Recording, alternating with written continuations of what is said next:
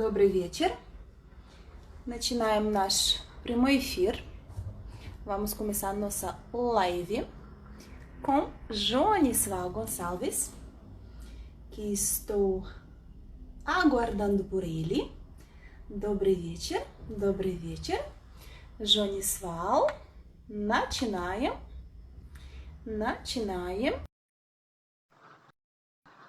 Já entrou Jonisval. Ótimo. Добрый вечер, Радольфо. Здравствуйте. Добрый вечер. Я тут. Привет, добрый вечер. Ну что, слышно, видно? Да. Ótimo. Слышишь? Слышно. Слышу. Супер. Напиши, пожалуйста, тему. Escreva o tópico pra gente, Jonisval. Tá. O tópico de hoje é Segunda Guerra Patriótica, participação da União Soviética. Eu já estou hoje falando 1000 línguas. Na Segunda Guerra Mundial, batalhas e pessoas. Vamos começar respondendo algumas perguntas da nossa primeira live. Só vou fixar aqui o nosso tópico. Pronto. Só um segundinho, gente.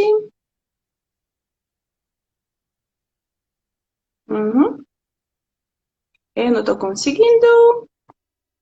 Eu acho que não fixou, não? Não. Peraí, um segundinho.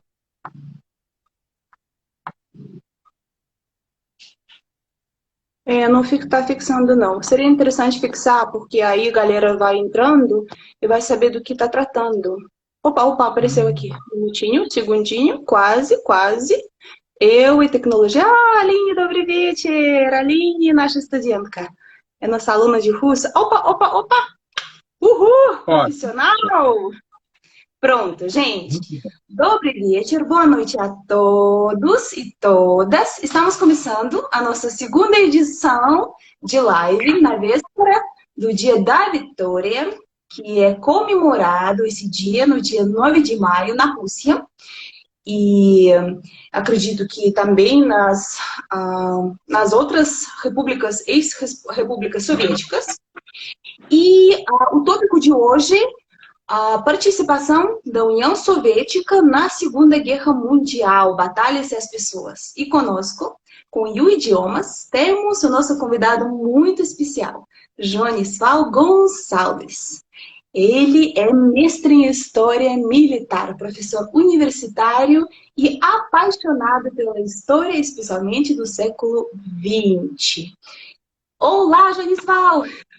Oi, pessoal, tudo bom? Ótimo. E conversamos sobre algumas coisas na semana passada e tivemos várias perguntas. Que tal começar com as perguntas da semana passada? Você lembra de alguma? Vamos começar assim. Uma pergunta que veio e que uma das primeiras perguntas da semana passada foi exatamente sobre a data. 9 de maio na União Soviética e hoje na Rússia, na Ucrânia, na Bielorrússia, em algumas ex-repúblicas soviéticas, 9 na Sérvia também, é interessante, 9 de maio, e no Ocidente a vitória da Europa é comemorada no dia 8 de maio. De onde é que vem essa história? Vamos para uma curiosidade. A cessação das hostilidades, quer dizer, a rendição alemã, ela foi assinada primeiramente, não no dia 8 nem no dia 9, mas no dia 7 de maio. Na cidade de Reims, na França, foi assinada pelos alemães perante as autoridades aliadas. Foi assinado na madrugada do dia 7 de maio e as hostilidades deveriam acabar no dia 8. O que acontece? Stalin ficou muito bravo. Mais uma vez, Stalin ditando as cartas no século XX. Ele ficou muito irritado com essa rendição ter sido assinada na França e bateu o pé para que ela fosse assinada em Berlim. E por que Berlim? Porque Berlim é o símbolo da derrota alemã, é a batalha final, é o coração do Terceiro Reich. E aí o que acontece? Um outro detalhe importante, Berlim estava ocupada pelos soviéticos. No dia, Uhum. a Batalha de Berlim começou em meados de abril, no dia 16 de abril, se não me Uhum. engano, 16 de abril, e ela dura até o dia 2 de maio. Uhum. Então, é a batalha definitiva, a batalha final. E os soviéticos vencem, naturalmente, todo mundo sabe, os soviéticos vencem e ocupam Uhum. Berlim. Então, no dia 7 de maio, Berlim já estava rendida e sob ocupação soviética. Então, Stalin bateu o pé. E, com isso, os aliados tiveram que ceder e assinar novamente a capitulação alemã, a rendição alemã. Uhum. Essa Aham. capitulação aconteceu às 23 horas e 1 minuto do dia 8 de maio de 45, em Berlim. Uhum. Só Ok, que vinte e ok. três horas e 1 minuto em Berlim já era meia-noite e um do dia 9 em Aham, tá Moscou, certo. na Tá certo. Rússia. Então, os russos entendem como 9 de maio. É só Tá mais certo. uma curiosidade sobre a guerra. Certo. Interessantíssimo. Super legal. Super. Classe. Tem mais pergunta? Ah, Tem. Vamos ver, será que tem alguma pergunta hoje? Senão, a gente passa para a da semana passada. pois Não é, sei se pois é. Hoje vamos fazer mais perguntas. O nosso tópico é ah, batalhas de participação pessoas. da União Soviética na Segunda Guerra Mundial, né, que a gente chama a Uhum. Grande Guerra Guerra patriótica. Patriótica, e as perguntas podem ser relacionadas a isso. E o nosso Tá. mestre, Janisval, vai responder do ponto histórico e, quem sabe, eu, de repente, do ponto humano, algumas histórias. Vai ser legal. Isso vai ser muito interessante.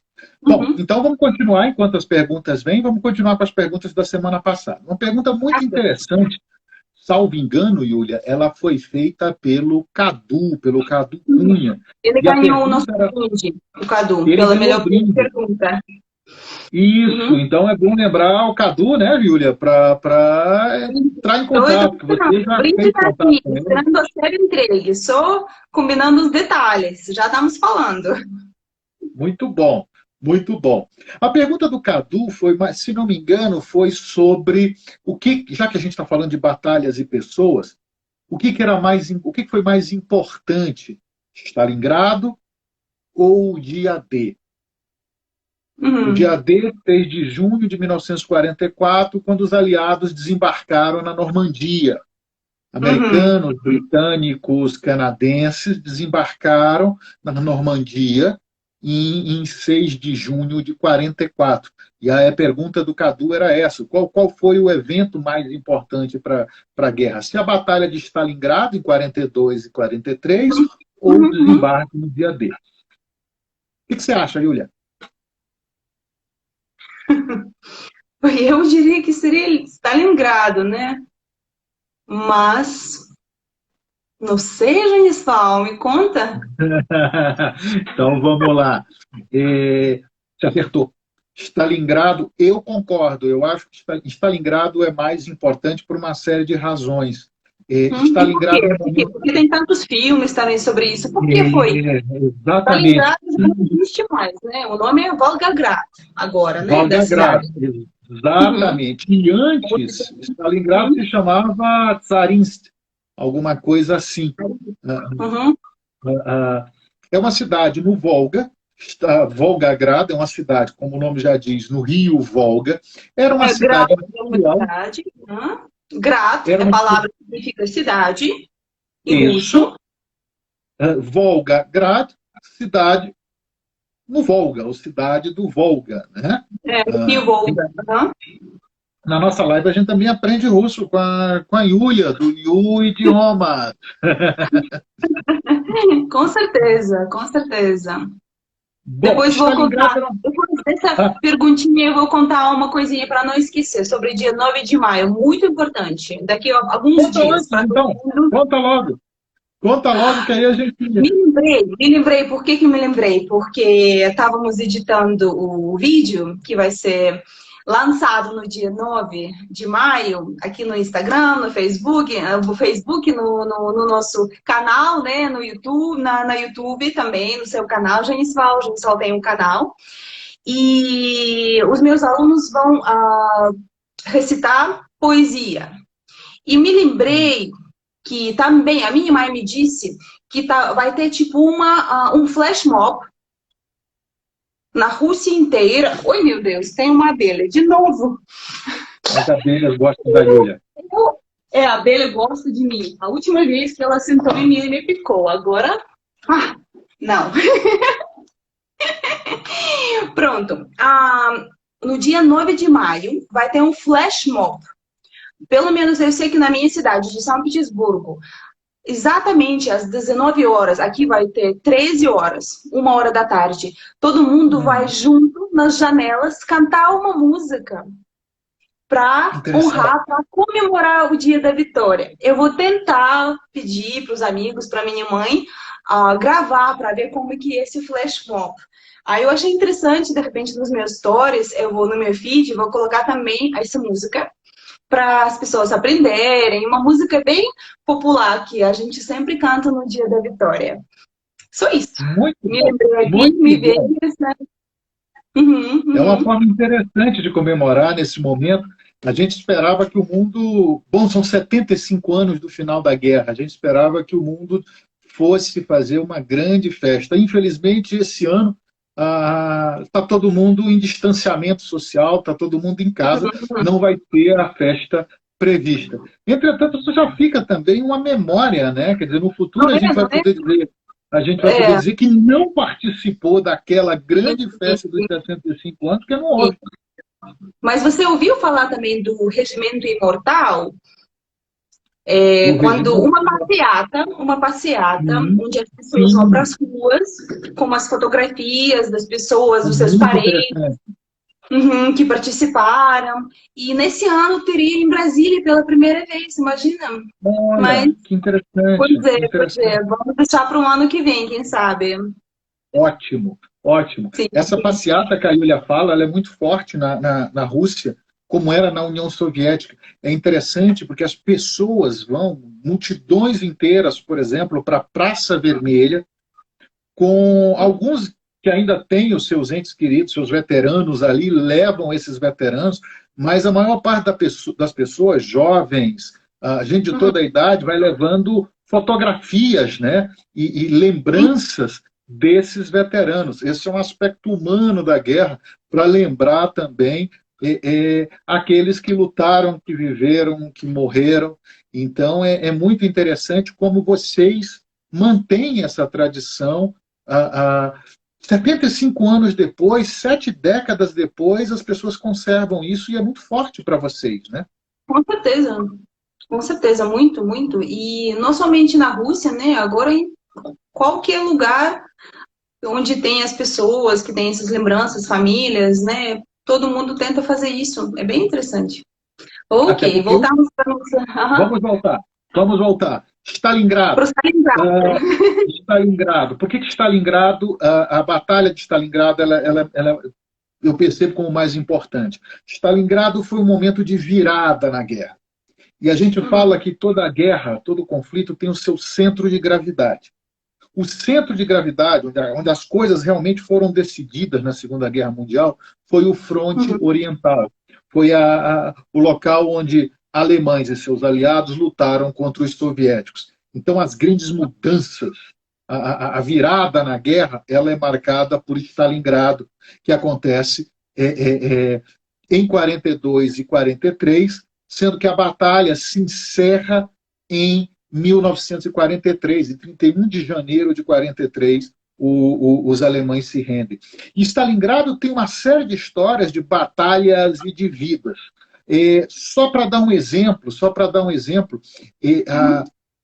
em Stalingrado, imaginem 1 milhão de soldados alemães cercados, quer dizer, participando da batalha, salvo engano, 3 milhões de soviéticos, e chegou um momento em que ficaram cercados algo em torno de 100 mil soldados alemães, uma parte desses, 300 mil soldados alemães, uma parte desses soldados foi feita prisioneira ao final da batalha, e só regressaram para casa 10 anos depois da Batalha de Stalingrado, aqueles alemães que ficaram como prisioneiros, só regressaram Olha só. 5 mil. Só regressaram 5 mil, porque ficaram Uhum. como prisioneiros nos campos de prisioneiros da Rússia.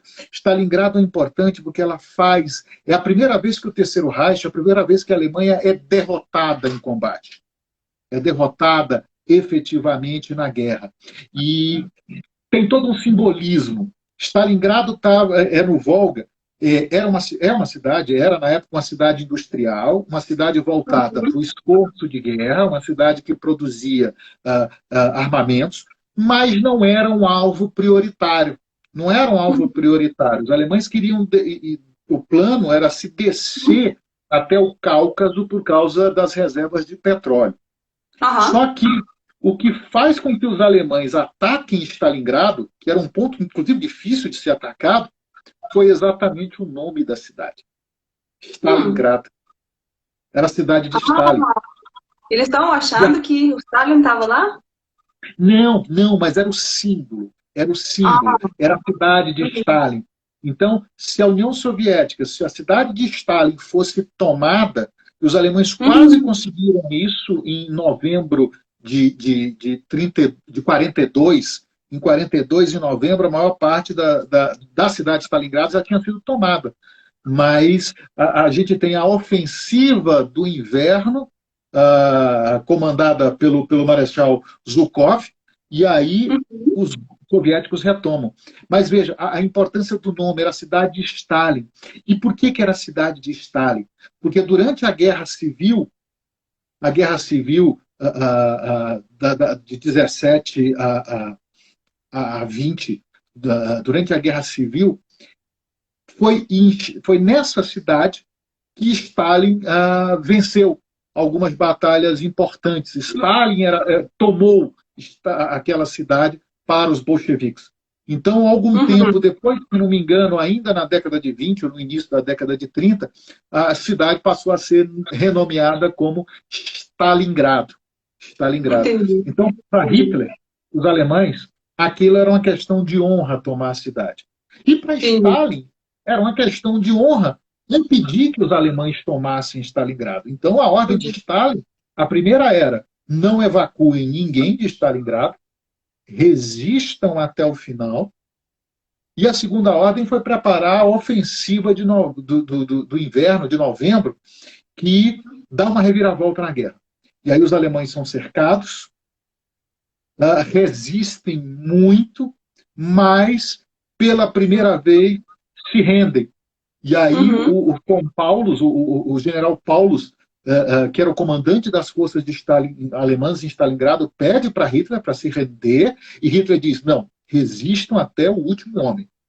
Só que Entendi. chega um momento em que ele não aguenta, e aí ele se rende. E aí, a partir de Stalingrado, a coisa começa a virar, o Exército Vermelho começa a ganhar a guerra.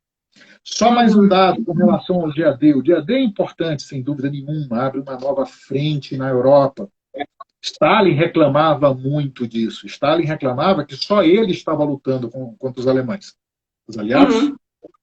não combatiam em terra os alemães. Teve a guerra, a primeira frente na Itália, mas uma frente importante ocidental não havia.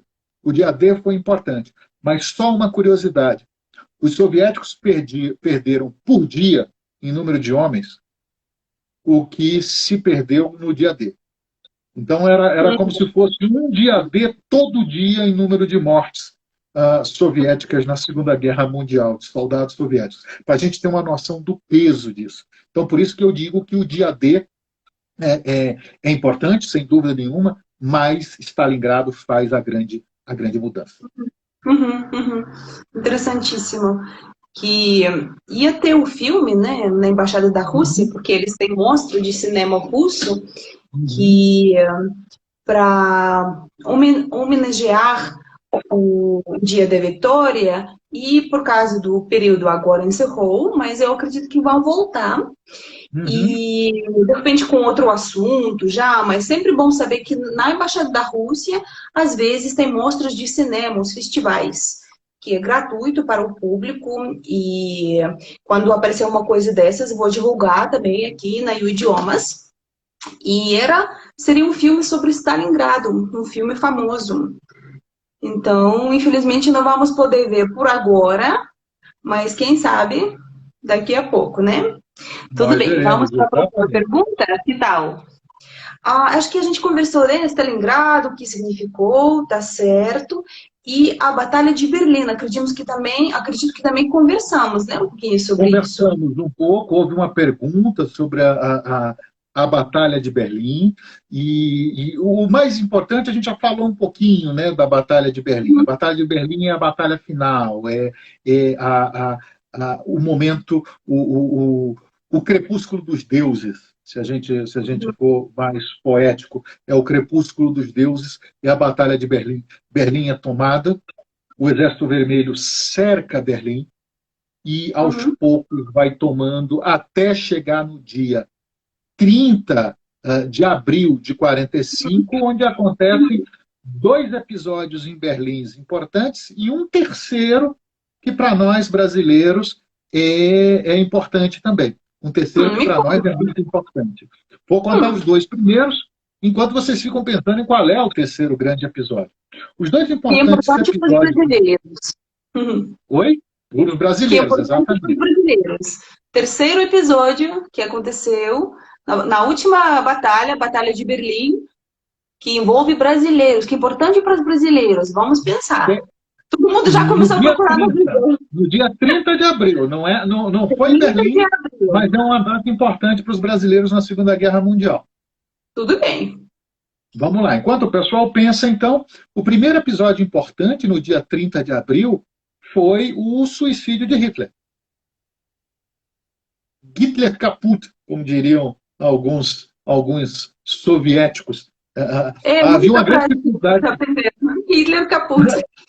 havia uma grande dificuldade de pronunciar o Hitler, né? A pronúncia, regra geral, os russos tinham dificuldade de pronunciar o Hitler, então era Hitler kaput. Né? É, o Eu nosso, escuto, o nosso H que tem em português ou em inglês como é H, a gente substitui pelo G, né? O som aham, de G é a letra G. Por isso, Hitler é Hitler. Ou Harry Potter, Gary Potter. Tudo com Gary G. Potter. G, Muito G. Ou interessante. Então, Henry Henry. como é? Hitler. Reina Hitler. Henry Henry, né?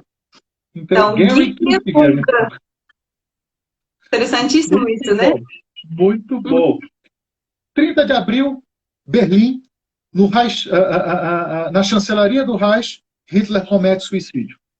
Acaba ali, alguns diriam, o próprio Terceiro Reich, porque com ele morrem todos,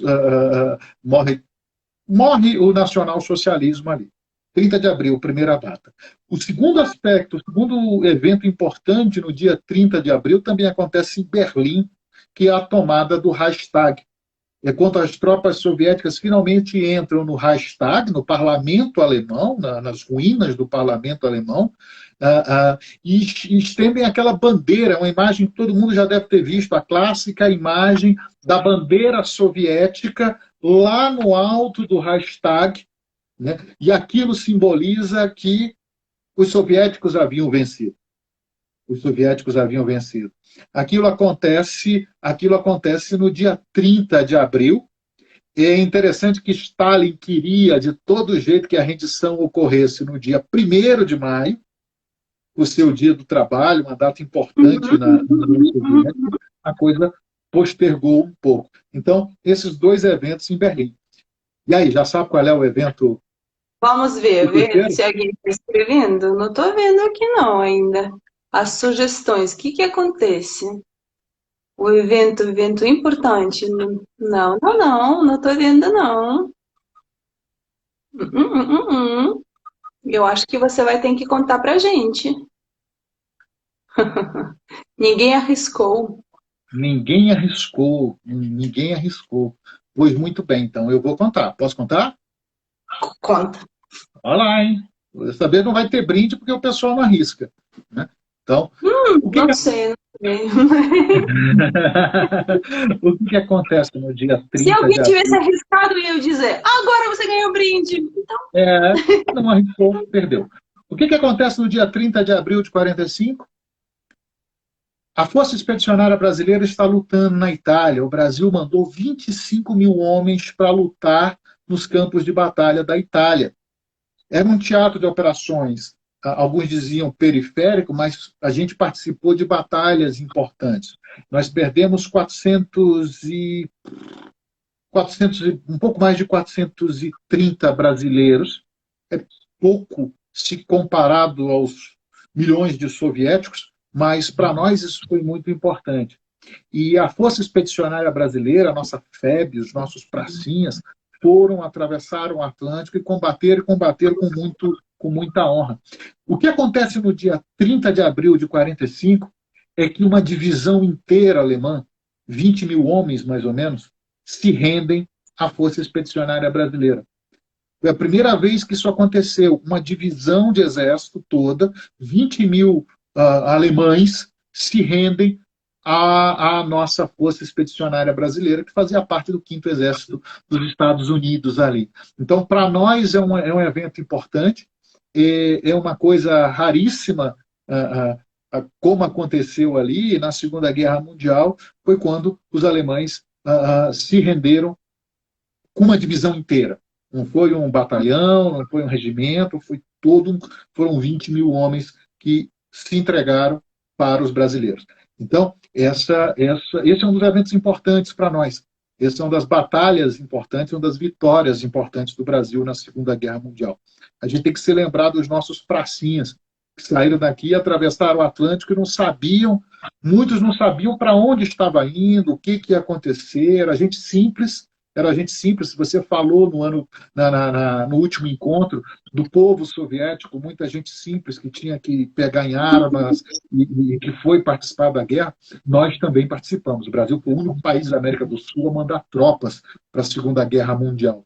Então, nós posso somos com 25 fazer mil uma homens. perguntinha Claro. linguística. O que você quer dizer com pracinhas? Pracinhas. Pracinhas é o nome que nós damos aos soldados brasileiros que combateram na Segunda Guerra Mundial na Força Expedicionária Brasileira, a FEB. O nome que a gente dá para esses combatentes, para esses soldados, é pracinhas. É algo parecido com o que os ingleses chamam das suas tropas na Primeira Guerra, os Tommies, na Primeira Guerra Mundial. Entendi. E olha só, uma pergunta, assim, bem de uma brasileira para um brasileiro. Boa, né? Os brasileiros, vamos pegar geral, assim, sabem da participação dos brasileiros na Segunda Guerra Mundial? Excelente pergunta. A maior parte dos brasileiros não sabe. E isso é muito triste. Sabe, aí confirma um dado para mim, que meu pai, ele é um homem muito erudita. Ele sempre estuda, ele se interessa pelas questões de história, geografia e adora os fatos da Segunda Guerra Mundial. Tem um monte de livros sobre isso. E ele virou para mim e falou assim, Júlia, mas você sabia, ou os brasileiros sabem, que os paraquedistas brasileiros participaram na Segunda Guerra Mundial? Essa foi a pergunta dele. E ele especificou que foram paraquedistas. Você tem como confirmar isso para mim? Alguma informação sobre isso? Nós não tivemos. O que nós tivemos? Qual foi a participação brasileira na Segunda Guerra Mundial? Foram soldados da Força Expedicionária, portanto vinculados ao Exército, que combateram nos campos de batalha da Itália, como uma parte do 5º Exército americano. A Marinha do Brasil, que foi responsável pela proteção do Atlântico Sul, acompanhar comboios, garantir a segurança do Atlântico Sul e proteger as nossas costas, sobretudo contra os ataques dos submarinos alemães, Marinha do Brasil. E a Força Aérea Brasileira, A Força Aérea Brasileira, ela foi criada durante a Segunda Guerra Mundial. Foi criada Sério? durante... Sim, a Força Aérea Brasileira é mais antiga que a Força Aérea dos Estados Unidos, diga-se de passagem. Ela foi Uhum, criada durante a Segunda Guerra Mundial e nós tivemos o primeiro grupo de aviação de caça que foi enviado para a Itália. Então, a história dessas tropas ela é muito interessante, porque, por exemplo, o primeiro grupo de aviação de caça era um grupo de pilotos formados só por brasileiros, né? Era um grupo de brasileiros combatendo, a tripulação, o pessoal de terra, que foi fundamental, e foi um grupo que ficou conhecido como muito destemido, muito uhum, destemido. E em 44, 45, eles fizeram 455 missões. Isso uhum. era muito alto para os padrões da época. Quem conhece a história dos nossos aviadores, por exemplo, na Segunda Guerra Mundial, sabe que os americanos, por exemplo, ficavam surpresos com a intensidade, o profissionalismo desses pilotos. Nós não tivemos o uso de paraquedistas na Segunda Guerra Mundial, não brasileiros. A gente não teve brasileiros combatendo como paraquedistas. Mas nós tivemos Tem brasileiros no uma- solo, no uhum. Tem solo um e... comentário aqui interessante. Vamos ver. Provavelmente meu pai, comentou sobre o Tenente Roberto de Pessoa. E Ah, também tá. Roberto está dizendo, Néstor da Silva foi um paraquedista que participou da Segunda Guerra Mundial. Aí sim, aí E sim. de infantaria, paraquedistas participaram. Todo mundo fez tarefa, olhou algumas ao Não, Google. isso, Não. isso. Nós O que tivemos foi alguns publicado? casos, Uhum. nós tivemos alguns casos isolados, né, e tudo, e isso é muito interessante. E a gente lembra dos pilotos da Força Aérea, os pilotos do primeiro grupo de aviação, tivemos alguns que foram abatidos, saltaram, viraram prisioneiros de guerra. Então, tem essa história. Agora, como grupo isolado de paraquedistas, eu desconheço. Eu desconheço. Eu acho Eu que, de desconheço. repente, meu pai realmente viu algum programa, porque a Uhum. gente comemora muito, né? Mostra muita coisa na televisão, de repente saiu alguma coisa, participação de vários países na guerra. Aí foram alguns pedaços, né? Provavelmente que Aham, alguns trechos que ele deve ter gravado. Mas falando em certamente. comemoração mesmo, no dia 9 ou 8, Uhum. se a gente não falar nada, assim, um brasileiro, dia 9 ele vai lembrar que dia De é? Ou jeito nem nenhum. vai? De jeito nenhum. De jeito nenhum. Né? Olha, tem Uhum, mais uma resposta aí, ó. Nestor da Silva foi um paraquedista que participou, perfeito, da Segunda Guerra Mundial. Né? uhum. Brigada de Infantaria Paraquedista participaram, ótimo. Eu não tinha essa informação. Eu não tinha essa informação. Obrigado, obrigado. Então, Roberto de Pessoa foi o primeiro paraquedista brasileiro. Uhum, isso, ok, ok. É interessante porque na Segunda Guerra Mundial a gente tem o emprego, né, dessas forças aerotransportadas, mas isso aí já é uma outra conversa. Obrigado para o pessoal aí que trouxe essa informação. uhum, Respondendo à tua uhum, pergunta, então, no Brasil se conhece muito pouco.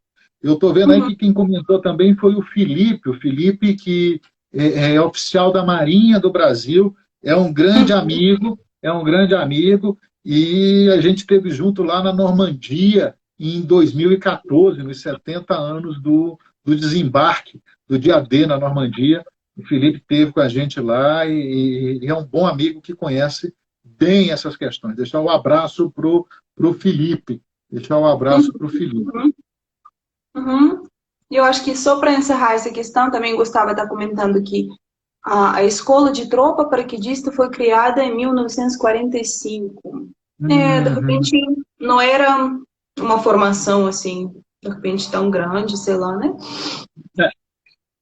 Uhum, Vamos uhum. falar de pessoas um pouco? Uma outra pergunta. Pessoas. Tem pessoas que me interessam muito.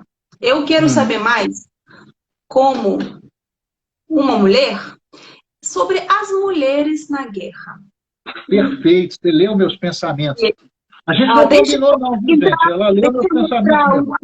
um aspecto humano, primeiro, né? Uhum. Tem um filme que se chama Azores de Estirpe.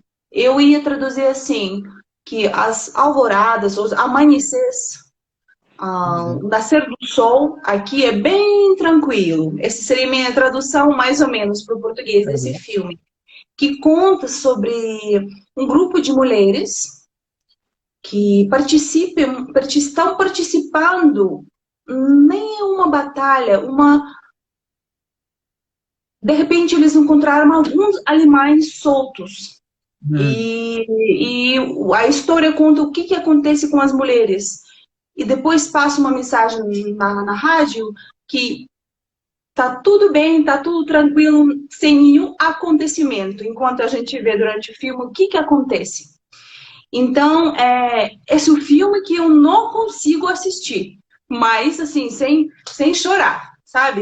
Um Uhum. filme que me toca profundamente, especialmente a participação dessas mulheres na guerra, porque a gente vê quanto coragem, né? Quanta resiliência Uhum. e alguma coisa que a gente às vezes não está acostumado em ver. Aí, por Uhum. isso me interessa bastante essa questão. Agora, queria saber um pouquinho mais dos números, das curiosidades.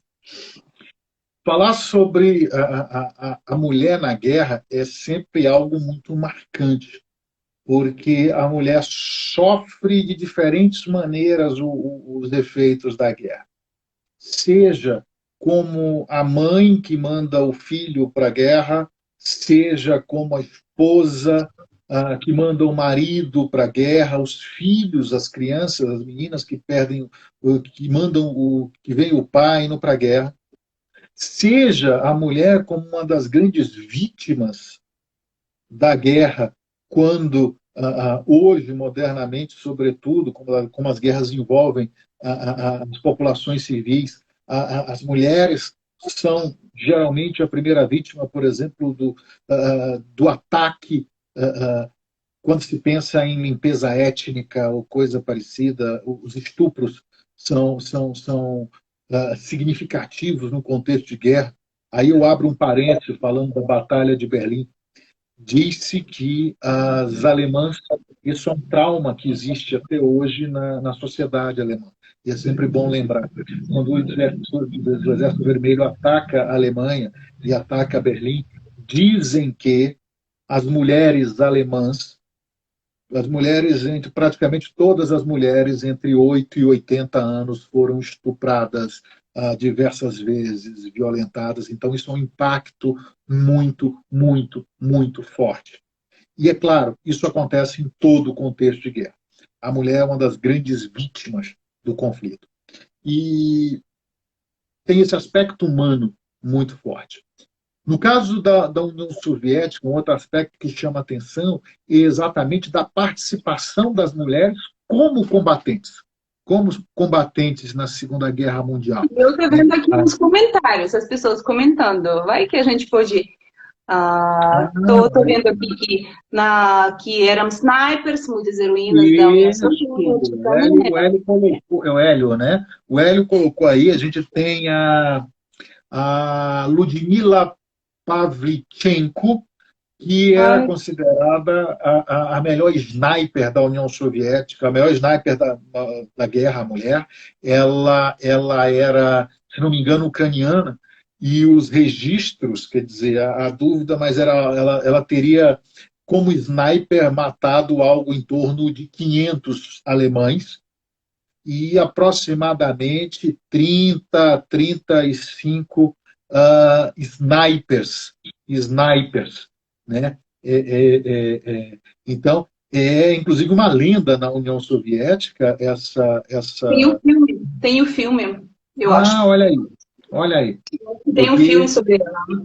foi muito marcante, foi muito marcante. E é bom lembrar que no começo da guerra, alguns estranharam, mas as mulheres se alistaram. A gente fala em mais de 1 milhão de mulheres servindo na linha de frente, no combate também. também mulheres combatentes, mesmo pegando em armas. Isso chocou os alemães. Isso chocou os alemães porque não era algo comum o exército alemão se deparar com mulheres armadas atacando e mulheres soldados. Alguém colocou aqui, eu estou vendo, agora estou conseguindo, tinha pilotos de caça, sem dúvida nenhuma. A gente fala em 263 aviadoras soviéticas, que eram chamadas de as bruxas da noite pelos alemães. Nachthexen. Nachthexen eram as bruxas da noite, as pilotas soviéticas, né? Muitas meninas muito novas, que se incorporaram à Força Aérea e foram responsáveis por uma série de missões soviéticas e causaram muitas baixas nas forças inimigas. Então, a gente tem essa participação das mulheres combatendo. Isso virou uma tradição ali no exército soviético. E aí, só uma curiosidade. As Bruxas da Noite. As Bruxas da Noite. As Bruxas da Noite. Vale a pena. O Felipe, né, está falando que tem um livro muito bom, que também chama em português As Bruxas da Noite. As Bruxas da Noite, exatamente. Exatamente. Me dá arrepio. Não, e aí é interessante, porque tem um filme muito bacana. Eu assisti uma vez num voo internacional da Air France, então eu sabia que era um filme russo, assisti com legendas em francês, eu lembro na época, eu não me lembro, não encontrei mais referência a esse filme. Cheguei a encontrar, mas perdi de novo. Era um filme russo muito interessante sobre o primeiro termo que ele usava, era regimento feminino na Rússia, que é da Primeira Guerra Mundial. Foi um regimento formado só por mulheres que foi combater na linha de frente. Então, às vezes, até alguém que está acompanhando, se souber dessa primeira tropa feminina russa na Primeira Guerra Mundial, é uma tropa que se formou já do meados para o fim da guerra, vale a pena. Começa uma tradição ali. E isso é muito particular, porque não são todos os exércitos que têm mulheres em posições de combate, como combatentes. Há, inclusive, grandes discussões doutrinárias se a mulher poderia ou não, deveria ou não estar como combatente na linha de frente. A gente tem isso a gente teve isso no exército soviético. A gente tem isso, por exemplo, nas forças de defesa de Israel, onde é indiferente se é homem ou mulher, está na linha de frente. Mas são episódios marcantes. O que a gente tira dessa situação toda é que as mulheres lutaram de uma maneira muito brava, muito eficiente, e causaram grandes traumas aos inimigos na Segunda Guerra Mundial, aos alemães. Com certeza. Com certeza. Com certeza. Ótimo. Eu acredito que conversamos também bastante sobre Leningrado na nossa primeira live. Né? Tocamos um pouquinho essa questão sobre a cerca, né? do Leningrado, de Leningrado. Teria mais alguma coisa que a gente poderia explorar nesse assunto? Blocada Leningrada. Eu nasci em Leningrado. Eu nasci ainda na União Soviética. No meu passaporte está escrito assim, Leningrado, União Soviética. Então, é uma cidade de muito amor, né? Uma cidade que as pessoas têm muito orgulho de serem de lá, de ter nascido lá. Talvez alguns fatos interessantes, algumas histórias. Vamos conversar assim. Só uma curiosidade, a gente já conversou sobre isso, né? A cidade de Leningrado passa a se chamar Leningrado na década de 20. Antes era Petrogrado. De fato, é fundada por Pedro o Grande como São Petersburgo. Aí, quando estoura a Primeira Guerra Mundial, o czar muda o nome da cidade de São Petersburgo para Petrogrado, porque era um nome mais russo, era um nome mais Exatamente. russo, né? Petrogrado, grado, como você falou, tá na origem do nome cidade, está na raiz, a raiz cidade, né? Então, Petrogrado era mais russo. E aí, depois do bolchevismo e com a União Soviética, Petrogrado passa a se chamar Leningrado até a década de 90, que quando acaba a União Soviética, vira São Petersburgo de novo. Mas a curiosidade é que hoje São Petersburgo fica no Oblast de Leningrado. Oblast é como se fosse região, né? Porque a gente tem Isso, cidade e a gente tem região. E a gente chama a região de Leningradskaya Oblast. a região administrativa de Leningrado, né? Leningradskaya Oblast. O meu Oblast. russo hoje está difícil, né? Mas vai. Leningrado, vamos falar de Leningrado. Leningrado foi um dos três grandes alvos da invasão da União Soviética, da Operação Barbarossa, cujo exército norte deveria tomar Leningrado, o exército central, e eu estou falando de 3 milhões de soldados no total, o exército central tomar Moscou e o exército sul tomar Kiev e descer para os campos de petróleo do Cáucaso e também para as reservas de... Perdão. Saúde, Guzdaró. Passiva. Para as reservas de grãos, né, para os grãos da Ucrânia. E Leningrado foi cercada, como a gente comentou na semana passada. Leningrado foi cercada e passou pelo cerco de 900 dias. Né? Imaginem, quem está vendo agora a gente, imagine 900 dias sob cerco alemão, com canhões, com artilharia jogando bomba na cabeça para não usar os termos técnicos o tempo todo, e fome, Fome, né? Alguém comentou sobre fome. Essa questão de fome, como que foi? Você sabe? O que as pessoas recebiam para comer? Recebiam algum auxílio? No começo houve, claro. Uma primeira coisa importante que a gente tem que ter em mente, quando nós temos uma situação de guerra assim, nós temos racionamento de comida, cartões de comida que são distribuídos, então nós temos o... Pedacinho de pão desse tamanho. Exatamente. Eu não cheio tenho de cabeça... mistureba. Exatamente, eu não tenho de cabeça os números, mas as rações foram diminuindo ao longo do tempo,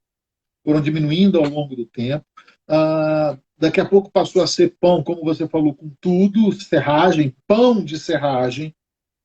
As pessoas começaram a comer de tudo, comendo os ratos da cidade, os cães, os gatos.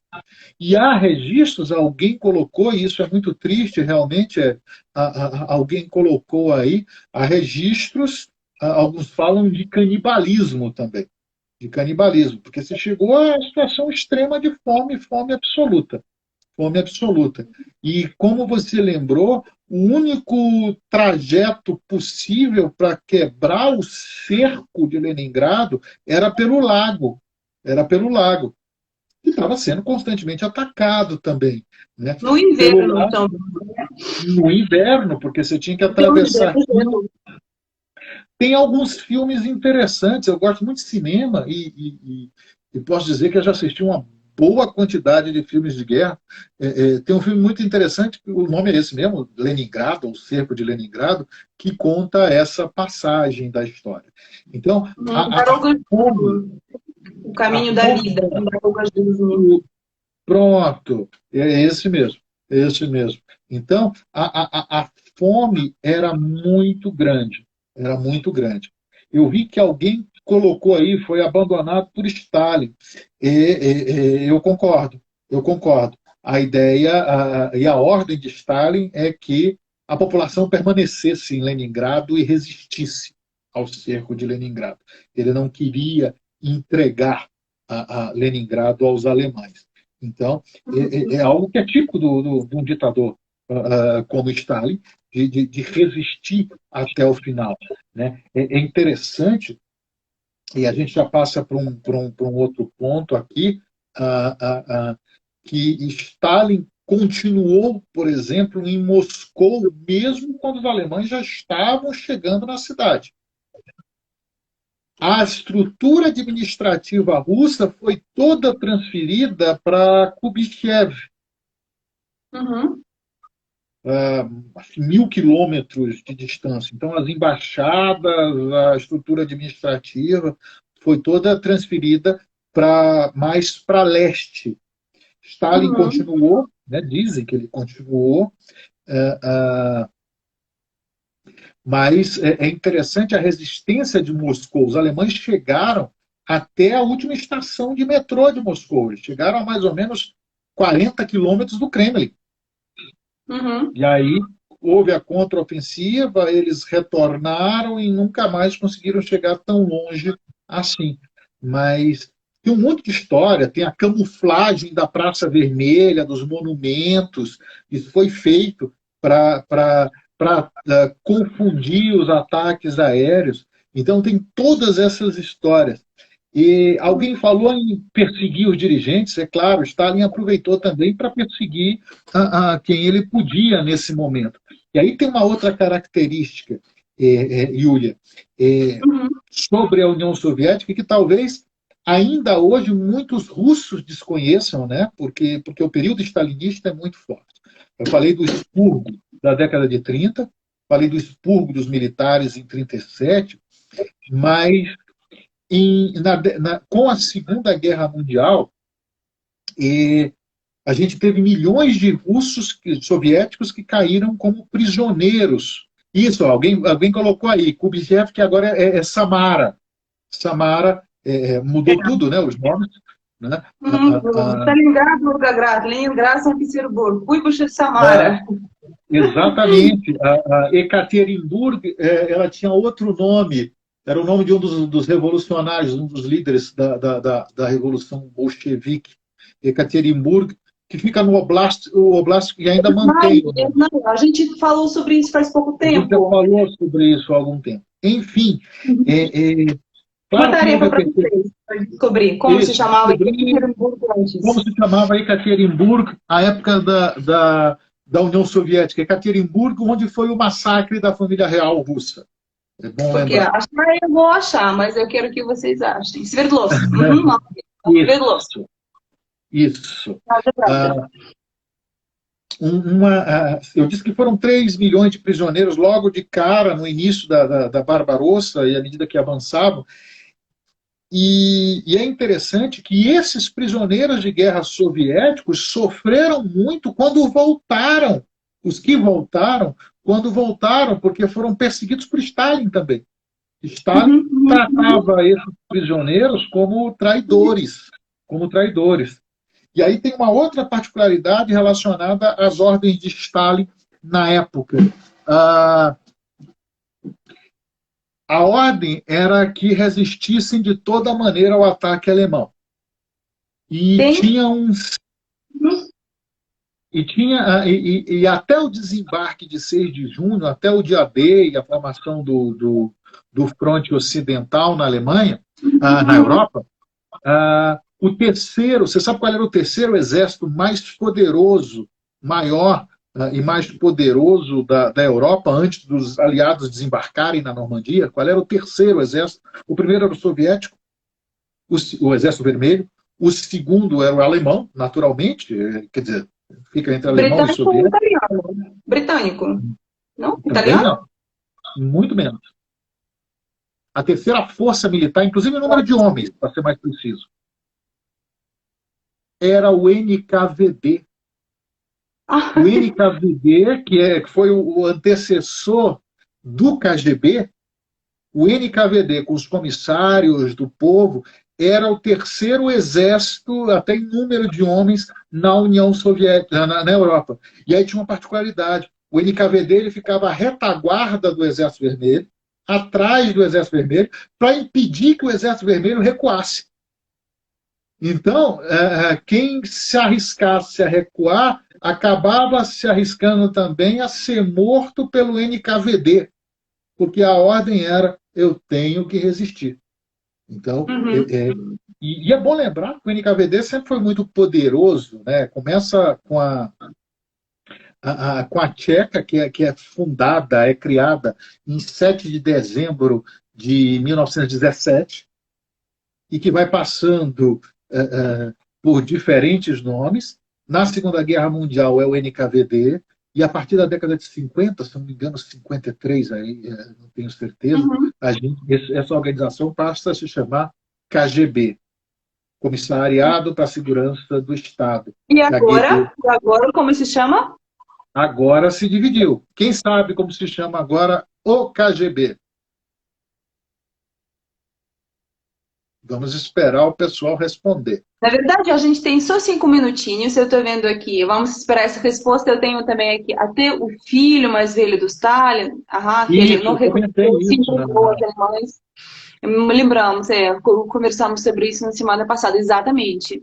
Ele não fez nada Stalin para disse que libertá-lo, mandaria trocar, né, um certíssimo, soldado por generais. certíssimo, certíssimo. FSN, FSN, FSB, FSB, FSB FSB, tem e mais?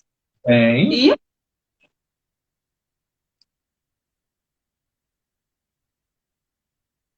o FSB é o Serviço de Inteligência Interno. FSB. Eu tenho fora, né? E Não? tem o externo. O KGB reunia tudo. E o SSR? Ótimo. Serviço Federal de Segurança. Sim, mas fala, Junisal, fala. Fora, qual é? É o SRV. Como se chama? Agora, em russo, não vou Fala lembrar. como em português. Fala de novo em português. SRV. Peraí. Bom, a gente vai ter que procurar na internet. Eu não me lembro do nome em russo. Eu não me lembro do nome em russo. Que com o final da União Soviética, o KGB foi dividido. E os dois principais, o FSB e o SRV. Lembrando que o KGB também era o responsável, na época da União Soviética, pela guarda de fronteiras. Então, os números assustam. A gente fala em 450 mil homens num determinado momento Uhum. do KGB. SB, sim. Você está falando que eu nem sei, sabe? Nem sei. Ainda bem que São... você não sabe, senão ia achar que você era do KGB. Não, eu posso falar nada, eu estou undercover. SRV não, Vamos SVR. descobrir. SVR. Deixa eu ver. Fala devagarinho, de novo, por favor. SVR. Vou te dizer. Служба внесения разведки Российская Федерация. Служба внешней разведки. Foreign Intelligence SVR. Service. Служба внешней разведки. Ok. Ou seja, está terminando a nossa live, uma hora voou. Eu não vi essa hora passando. Pois é, eu estou aqui olhando a nossa hora, uma hora voou, adorei. Agradeço você por todos esses dados, contos, histórias. É muito rico. Eu acho que a nossa live hoje, na semana passada, foram ótimas, ricas, riquíssimas. Então, spasiba. Vou salvar, transformar e vamos postar nos nossos canais, né? Isso, no IU Cursos de Idiomas e no nosso canal no YouTube, Joanisval BSB. Joanisval, no Mundo Civilizado só tem eu, Joanisval BSB é o nosso canal no YouTube e a nossa página na internet é joanisval.com. O site se chama Frumentários e em uma outra oportunidade eu explico de onde vem esse nome. Joanisval.com na internet e Joanisval BSB no YouTube. E recomendar de novo o IU Cursos de Idiomas. Se vocês quiserem aprender russo de uma forma eficiente didática com essa mulher que está aí na tela. Então, vamos estudar russo e inglês também, porque o inglês dela é tão bom quanto o russo dela, só para registrar. Tá? Então, quem quiser estudar idiomas com gente Obrigada. competente, vale a pena Obrigada. conhecer a Yulia.